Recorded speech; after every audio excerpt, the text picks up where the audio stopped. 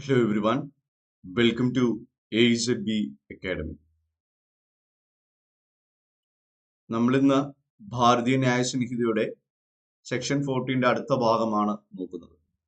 നമ്മൾ കഴിഞ്ഞ ക്ലാസ്സിൽ സെക്ഷൻ 14 BNS പറഞ്ഞിരിക്കുന്ന കാര്യം പഠിച്ചു കഴിഞ്ഞു. അവിടെ നമുക്കൊരു അടിസ്ഥാനം കിട്ടിക്കഴിഞ്ഞു.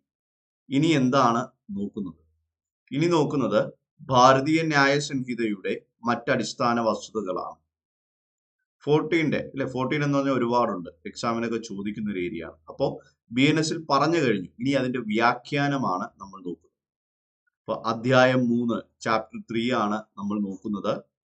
General exceptions. ജനറൽ എക്സെപ്ഷൻ, സാമാന്യമായ അപവാദങ്ങൾ. സാമാന്യമായ അപവാദങ്ങൾ. സാമാന്യമായ അപവാദങ്ങൾ അല്ലെ. 14 മുതൽ 44 വരെയാണ് പോകുന്നത്. ആദ്യം നമ്മൾ സിലബസിൽ ഏത് ഏരിയ ആണ്? 14 തന്നെയാണ് നമ്മൾ എടുക്കുന്നത്. അതിന്റെ ഒരു പാർട്ട് കഴിഞ്ഞു, ഒരു 10 മിനിറ്റുള്ള ഒരു സെഷൻ ചെയ്തു. അത് അടിസ്ഥാനം, അത് കാണുക. ഇന്ന് നമ്മൾ അതിന്റെ അടുത്ത അടിസ്ഥാനത്തിലേക്ക് കടക്കുകയാണ്. Section 14, act by person bound by mistake of fact believing himself bound by law. ഇനി അപ്പൊ ഇതായിരുന്നു ഇന്നലത്തെ അതിന്റെ പ്രൊവിഷൻ നമ്മൾ നോക്കിയത്. നിയമപരമായി ബാധ്യസ്ഥനായ വ്യക്തിയാലോ അല്ലെങ്കിൽ വസ്തുതാപരമായ തെറ്റുകാരണമായി താൻ നിയമപരമായി ബാധ്യസ്ഥനാണെന്ന് വിശ്വസിക്കുന്ന വ്യക്തിയാലോ ചെയ്യപ്പെടുന്ന പ്രവൃത്തി. എന്താണ്? നിയമപരമായി ബാധ്യസ്ഥനായ ഒരു വ്യക്തിയാവണം. വസ്തുതാപരമായി തെറ്റുപറ്റി, നിയമപരമായിട്ട് തെറ്റുപറ്റിയാലൊന്നും പറ്റില്ല അല്ലെ. താൻ നിയമപരമായി ബാധ്യസ്ഥനാണെന്ന് വിശ്വസിക്കുന്ന വ്യക്തി. ഇത് ഇന്നലെ നമ്മൾ കൃത്യമായിട്ട് ഇത് ഉദാഹരണം എടുത്തെല്ലാം നോക്കി. ഞാൻ ഇന്ന് അത് വിശദീകരിച്ച് പറയുന്നില്ല. കഴിഞ്ഞ ദിവസത്തെ ക്ലാസ് നിങ്ങൾ കണ്ടാൽ നിങ്ങൾക്ക് ഒരു ഐഡിയ കിട്ടുന്നതായിരിക്കും. ഓക്കെ, അപ്പൊ അതിന്റെ വ്യാഖ്യാനത്തിലേക്ക് പോവുകയാണ്. ഒരു വ്യക്തി വിശ്വസിക്കുകയാണ്, എനിക്ക് ഇന്ന കാര്യം ചെയ്യുന്നതിൽ നിയമപരമായി ഒരു കടമയുണ്ട്. ഞാൻ എന്താണോ ചെയ്യാൻ പോകുന്നത് അതിൽ എനിക്കൊരു കടമയുണ്ട്. നിയമപരമായി നോക്കുമ്പോൾ ഒരു കടമയുണ്ട്. നിയമപരമായി കടമയുണ്ടെന്ന് വിശ്വസിച്ച് ഉത്തമ ബോധ്യത്തോടെ പ്രവർത്തിക്കുകയാണ് അല്ലെ. നിയമപരമായി എനിക്കൊരു കടമയുണ്ട്, ഞാൻ ചെയ്യുന്നത് കൃത്യമാണ്, നിയമപരമായി നോക്കുമ്പോൾ തെറ്റുള്ളതല്ല, ഞാൻ ചെയ്യേണ്ടത് തന്നെയാണ് എന്നുള്ള ഉത്തമ ബോധ്യത്തോടെ പ്രവർത്തിക്കുകയാണ് അല്ലെ. അങ്ങനെ അവിടെ തെറ്റൊക്കെ വരുത്തുകയാണ്. അതൊരു കുറ്റകൃത്യമാണോ? അല്ല. ഭാരതീയ ന്യായ സംഹിത പറയുന്നു അല്ല അല്ലെ. നിയമപരമായി കടമയുണ്ട്, അദ്ദേഹം ചെയ്യേണ്ടതാണ് അല്ലെ. നിയമം നമ്മൾ കഴിഞ്ഞ ക്ലാസ്സിൽ എന്റെ എക്സാമ്പിൾ എടുത്തു നോക്കി. പോലീസ് ഒരാൾ അറസ്റ്റ് ചെയ്യാൻ പോവുകയാണ്. അറസ്റ്റ് നിയമപരമായി ചെയ്യേണ്ടതാണ് അല്ലെ. അറസ്റ്റ് ചെയ്യാതിരുന്നാൽ, അയ്യോ എനിക്ക് അറിയില്ല അറസ്റ്റ് ചെയ്യാൻ, പോലീസിന് അറസ്റ്റ് ചെയ്യാൻ പറ്റുമെന്ന് ഒരു പോലീസുകാരൻ പറഞ്ഞാലോ, നിയമം പറയും പോലീസായിട്ട് അറിയില്ലേ, നിയമത്തിന്റെ തെറ്റ് ഞങ്ങൾ ക്ഷമിക്കുകയില്ല, നിയമത്തിന്റെ തെറ്റ് ഞങ്ങൾ പൊറുക്കുകയില്ല, നിയമത്തിന്റെ തെറ്റ് ഞങ്ങൾ അംഗീകരിക്കുകയില്ല അല്ലെ. അതുകൊണ്ട് അതിവിടെ കൊണ്ടുവരണ്ട അല്ലെ. നിയമത്തിന്റെ തെറ്റുമായിട്ട് അത് ഉയർത്തിപ്പിടിച്ച് ഇങ്ങോട്ട് വരണ്ട. വേറെ എന്ത് വേണമെന്നോ. പക്ഷെ അറസ്റ്റ് ചെയ്യാൻ റെഡിയാണ്, അറസ്റ്റ് ചെയ്യണമെന്നറിയാം. അപ്പൊ നിയമപരമായിട്ട് തെറ്റ് അദ്ദേഹം ചെയ്തില്ല, നിയമപരമായിട്ട് കൃത്യമായിട്ട് ചെയ്യുന്നുണ്ട്. പക്ഷെ ആള് മാറിപ്പോയി, അറസ്റ്റ്. എക്ക് പകരം ബി ആയിപ്പോയി, ബിക്ക് പകരം സി ആയിപ്പോയി, എക്സിന് പകരം Z ആയിപ്പോയി അല്ലെ. ശശിക്ക് പകരം ശശാങ്കനെ പോയി അറസ്റ്റ് ചെയ്യും അല്ലെ. അത് നിയമം ക്ഷമിക്കും. കാരണം എന്താ? നിയമപരമായിട്ടുള്ള ഒരു തെറ്റ് അല്ല, വസ്തുപരമായി തെറ്റ്. നിയമപരമായി തെറ്റിയില്ല, കാരണം അറസ്റ്റ് ചെയ്യേണ്ട കൃത്യമായിട്ട് വന്നു, കറക്റ്റ് വഴി നോക്കി, കറക്റ്റ് ആ വീടിന്റെ പരിസരം എത്തി, ആളെ പൊക്കിയവൻ മാറി അല്ലെ.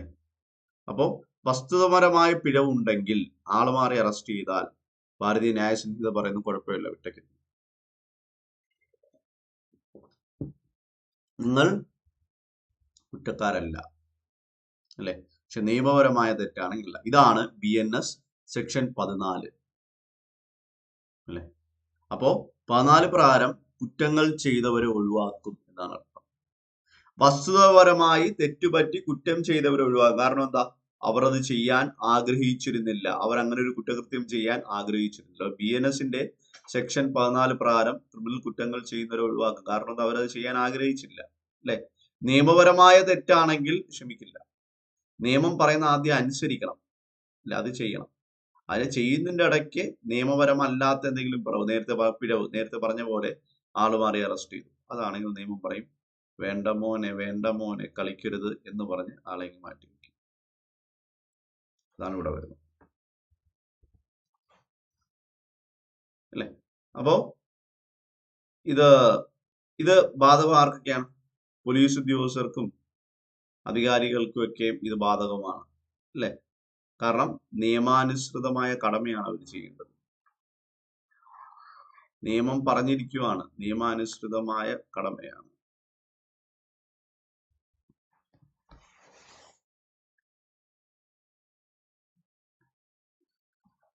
ഇനി അടുത്ത്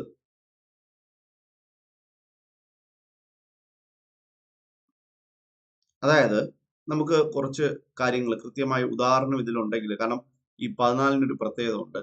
എക്സാമിന് എളുപ്പമൊക്കെ പഠിക്കാൻ എളുപ്പമാണ്, പക്ഷെ കൺഫ്യൂഷൻ വരും. ഈ 14 17 കൺഫ്യൂഷൻ കൊണ്ടിടും.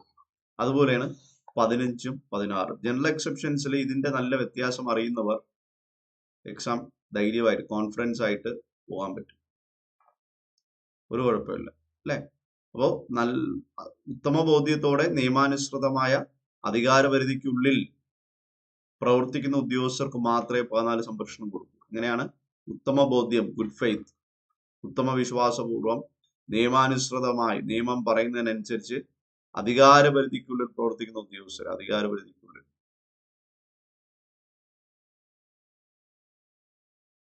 അല്ലെ? ഉത്തമ ബോധ്യത്തോടെ നിയമാനുസൃതമായ അധികാരപരിധിക്കുള്ളിൽ പ്രവർത്തിക്കുന്ന ഉദ്യോഗസ്ഥരെയാണ് ഇതിൽ സംരക്ഷണം നൽകുന്നത്. ഇനി ദൃഷ്ടാന്തം നോക്കുകയാണ്. BNSൽ നിന്നുള്ള ദൃഷ്ടാന്തം എന്ന് പറഞ്ഞാൽ, ദൃഷ്ടാന്തം ഇല്ലസ്ട്രേഷൻ എന്ന് പറഞ്ഞാൽ ഭാരതീയ ന്യായ സംഹിതയിലുള്ളതാണ്. ചോദിക്കാനുള്ള സാധ്യത അത് 100%. എന്നാൽ ഭാരതീയ ന്യായ സംഹിതയുടെ പുറത്തു നിന്നും, അതായത് ബുക്കിൽ എഴുതാത്ത പുറത്തുള്ള കുറെ കാര്യങ്ങൾ വരും. അതിന് ഉദാഹരണങ്ങൾ എന്ന് പറഞ്ഞ് നോട്ടിൽ കൊടുത്തിരിക്കും. അത് ഞാൻ പഠിപ്പിക്കും. അപ്പൊ ശ്രദ്ധിക്കുക, ഇത് ചോദിക്കാനുള്ള സാധ്യത 100%. കാരണം എന്താ? BNSൽ ആ പ്രൊവിഷൻ പ്ലസ് ഇതും കൂടെ ചേർത്ത് എഴുതിയിട്ടുണ്ട്. അതിനെ വിളിക്കുന്ന പേര് ദൃഷ്ടാന്തം, ഇല്ലസ്ട്രേഷൻ എന്നാണ് വിളിക്കുന്നത്. എ എന്ന് പറയുന്ന ഒരു പട്ടാളക്കാരനാണ്, കയ്യിൽ തോക്കുണ്ട്, അല്ലെ? ബോംബ് വേണമെങ്കിൽ അതും ഉണ്ട്, എല്ലാം ഉണ്ട്. ആയുധമുള്ളവൻ എ ഒരു സൈനികനാണ്, എ ഒരു പട്ടാളക്കാരനാണ്. എയുടെ പ്രത്യേകത എന്താണ്? എയുടെ കയ്യിൽ തോക്കുണ്ട്, എയുടെ കയ്യിൽ ആയുധമുണ്ട്. അപ്പൊ എയോട് മേലധികാരി പറയുവാണ് ആൾക്കൂട്ടത്തിലേക്ക് വെടിവെക്കാൻ. കാരണം അവിടെ കലാപം നടക്കുകയാണ്, റൈറ്റ് നടക്കുകയാണ്, ജനങ്ങൾ ആക്രമണം അഴിച്ചുവിടുകയാണ്. ഒരു തരത്തിലും അവരെ പരിഹരിക്കാൻ കഴിയുന്നില്ല. അപ്പൊ എയോട് മേലുദ്യോഗസ്ഥൻ പറഞ്ഞു, തോക്കെടുക്കടാ, വെക്കടാ വെടി. മേലുദ്യോഗസ്ഥൻ പറഞ്ഞതനുസരിച്ച് വെടിവെച്ചു. ഇവിടെ കുറ്റക്കാരനാണോ? കുറെ പേരെ കൊന്നു, കുറ്റക്കാരനല്ല. കാരണം മേലുദ്യോഗസ്ഥൻ പറയുന്നതനുസരിച്ച്, അതിന്റെ അർത്ഥം നിയമാനുസൃതം, അല്ലെ? സമാധാനപരമായി നിൽക്കുന്ന ഒരു ജനങ്ങളെയാണ് വെടിവെച്ചതെങ്കിലോ മേലുദ്യോഗസ്ഥൻ പറഞ്ഞ ശിക്ഷ വരും. ഇവിടെ കലാപം നടക്കുകയാണ്. കലാപക്കാരെ നിങ്ങൾ പോരിന് വരണ്ട, ഞങ്ങളുടെ പട്ടാളക്കാർ നിങ്ങളെ വെടിവെച്ചു. ഇവിടെ കുറ്റമില്ല, കാരണം കലാപമാണ്. മേലുദ്യോഗസ്ഥൻ പറഞ്ഞു, മേലുദ്യോഗസ്ഥൻ പറഞ്ഞ കീഴുദ്യോഗസ്ഥൻ അനുസരിക്കണം.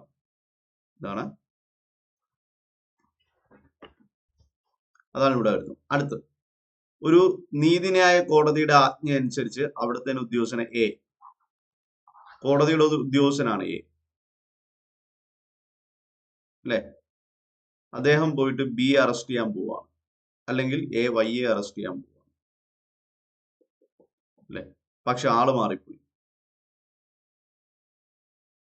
ഇതെന്ത് ചെയ്യും? നിയമം വെറുതെ വിടും.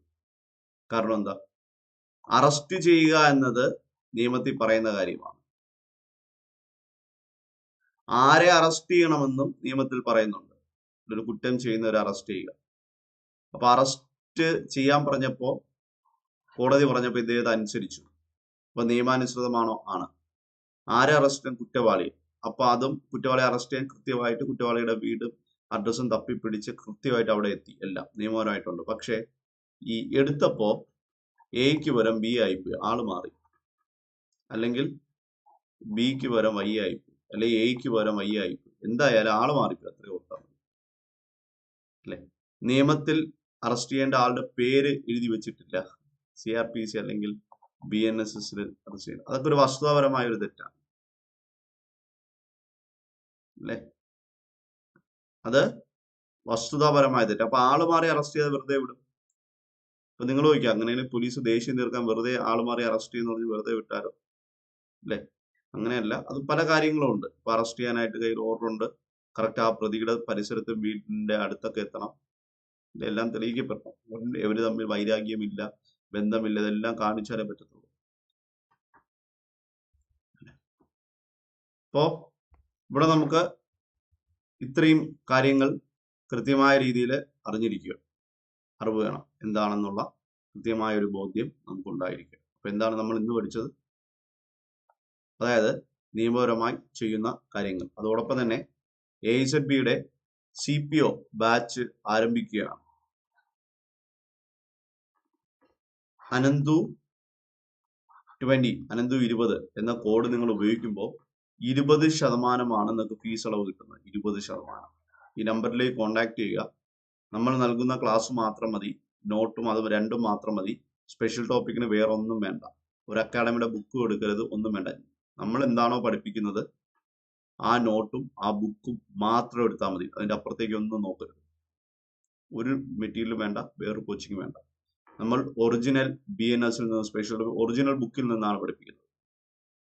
ഒറിജിനൽ ബുക്കിൽ നിന്നാണ്, വേറെ ഒന്നും എടുക്കുന്നില്ല. പ്ലസ് സുപ്രീം കോടതിയുടെ പല സുപ്രധാന ജഡ്ജ്മെന്റ് ചേർത്ത്, പ്ലസ് ലീഗൽ മാക്സിംസ് ഉണ്ട്. ഇത്രയും ചേർത്താണ് നമ്മുടെ ക്ലാസ് പോകുന്നത്. ഈ 3 കാര്യങ്ങൾ അതിലുണ്ട്. റാങ്ക് ഫയൽ എടുത്താൽ നമുക്ക് BNSലെ ചില പ്രൊവിഷൻസ് കാണാൻ പറ്റും, എന്നാൽ എല്ലാ ഉദാഹരണങ്ങളില്ല. ശ്രദ്ധിച്ചു നോക്കിയാൽ സുപ്രീം കോടതി പറയുന്ന ജഡ്ജ്മെന്റുകളൊന്നും അവർ കാണണമെന്നില്ല. പ്രസ്താവന വഴി ചോദിക്കുമ്പോൾ ഇതെല്ലാം മാക്സിംസ് കാണണമെന്നില്ല. നമ്മുടെ നോട്ടിൽ ഇതെല്ലാം ചേർന്നതാണ്. 40 മാർക്കാണ് സ്പെഷ്യൽ ടോപ്പിക്, 40 കിട്ടും. 100% ഗ്യാരണ്ടിയാണ് തരുന്നത്. കാരണം ആ തരുന്ന നോട്ട് കൃത്യമായിട്ട് പഠിച്ചാൽ ഉറപ്പായിട്ടും കിട്ടിയിരിക്കും. നമ്മൾ പഠിപ്പിക്കുന്നതിന് മാത്രമേ ചോദിക്കത്തുള്ളൂ, അതിന്റെ അപ്പുറത്തേക്ക് പോകത്തില്ല. ഇന്നിപ്പോ ഇത്രയാണ് എടുക്കുന്നത്. ഇനി അടുത്ത ഒരു ക്ലാസ്സിൽ കാണാം. Thank you for watching. By.